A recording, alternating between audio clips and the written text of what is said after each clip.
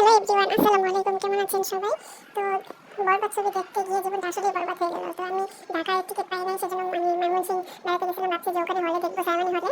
তো ওখানেও গিয়ে দেখি টিকিট পাওয়া যায় না। তো আমরা এমনিতেই সকালবেলা হাঁটতে হলের সামনে চলে গেছিলাম। তো একটু ভিডিও করে নিয়ে আসছি, সেজন্য একটু ফাঁকা দেখা যাচ্ছে। কিন্তু দিনের বেলা এত ভিড়, এমনি টিকিটই পাওয়া যায় না। তারপর কি আবার ওখান থেকে টিকিট ছবি দেখতে পারলাম না। তো আমি চলে আসছি আমরা আবার ঢাকায়। তো ঢাকায় এসে ফাইনালি আমরা এবার দেখতে পাবো। তারপর আমার শাশুড়ি মাকে নিয়ে আমরা তিনজনে মিলে বরবাদ সিনেমা দেখার জন্য চলে গেলাম। তো উনি তো মহা খুশি যে বরবাদ সিনেমা উনি দেখতে চাই না, বলছে যে খারাপ হয়েছে। কিন্তু ছবিটা দেখার পর বলছে যে না, আসলে অনেক ভালো হয়েছে, ভালো একটা ছবি। তারপর দেখেন কত ভিড়, এই ভিড় পার করে সিরিয়াল পার করে আমরা ফাইনালি 3টা টিকিট পেয়ে গেছি।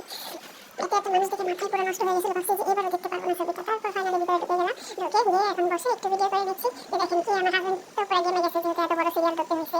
তো দৌড়াদৌড়ি করা লাগছে একটু, সেই জন্য গেমে গেছে। আপনাদেরকে দেখিয়ে দিচ্ছি হলটা। তো এখানে আমরা সবাই বসে একটু রিল্যাক্স হয়ে সামনে একবারে বসে গেছি, যেন ভালোভাবে দেখতে পারি। এত কষ্ট করে বরবাদ সিনেমার টিকিটটা যেহেতু পেয়েছি, তাই না? তারপরে দেখেন ও কত খুশি, কষ্টের পরে একটু টিকিটটা পেলাম। মানে এই ছবিটা দেখার জন্য আমরা কত জায়গায় গেছি, কিন্তু কোথাও টিকিট পাইনি। তারপর কি আর করে দেখেন ছবি শেষ পর্যায়ে ভিডিও করি নাই, তো হালকা একটু ফুটেজ নিয়ে নিয়েছি যে কেমন লাগছে আপনাদের, আপনারা কারা কারা এই সিনেমাটা দেখছেন। তো আমাকে অবশ্যই কমেন্ট করে জানাবেন যে সিনেমাটা আপনাদের কার কার কাছে কেমন লাগছে। আমার তো বেশ ভালো লাগছে, অনেক সুন্দর একটা সিনেমা হয়েছে বরবাদ। তো আমরা তিনজন মনোযোগ দিয়ে দিয়ে দেখছি। তারপর আমার শাশুড়ি মাকে মাঝখানে জিজ্ঞেস করতেছিলাম যে তোমার কেমন লাগছে সিনেমাটা। তো উনি বলতেছে যে না, ওনার অনেক ভালো লাগছে সিনেমাটা। লাস্টে দেখেন যিশুকে মেরে ফেলছে। তো কিছু কারণে ওই দিন ছিল আমরা শাশুড়ি বাসায় বেড়াতে গেছিলাম। তো খাওয়া দাওয়া করে চিন্তা করলাম হঠাৎ করে যে আমরা বরবাদ সিনেমাটা দেখে আসি, যদি টিকিট পেয়ে যাই তাহলে দেখে আসবো, না পেলে তো চলে আসবো। তো আমার শাশুড়ি আম্মু প্রথমে যেতে চাই না, তারপর রাজি হয়ে গেছে। তো ফাইনালি গিয়ে আমরা টিকিটটা পেয়ে গেছি। আমার তো খুব ভালো লাগছে যে অনেকদিন পরে আমি এমন একটা ছবি দেখতে পাচ্ছি। আমার পার্সোনালি অনেক ভালো লাগছে ছবিটা দেখে। তারপর কি আর করা, দেখেন দেখতেছি এখানে তো সাকিবের লুকটা জাস্ট ভালো লাগছে, অনেক ভালো লাগছে।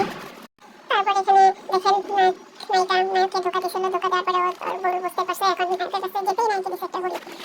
আমি কি বলবো, কোনো ভাষা খুঁজে পাচ্ছি না। এটা কোনো কথার ভিতরে পড়ে নাকি, আপনারাই অবশ্যই আমাকে জানাবেন। তারপর দেখেন এখানে কি হচ্ছে নায়কের সঙ্গে।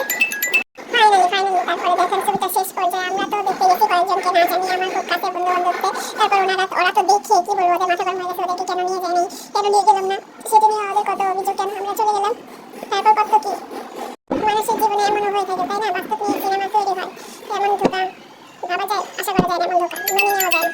তারপর দেখেন এখানে আর কি বলবো, মানে আমি কোনো কিছু বলার ভাষা খুঁজে পাচ্ছি না। তো আমার এই ছোট্ট সিম্পল ভিডিওটি ভালো লাগলে অবশ্যই like comment share and subscribe করতে ভুলবেন না। বন্ধুদের পাশে থাকবেন। আল্লাহ হাফেজ।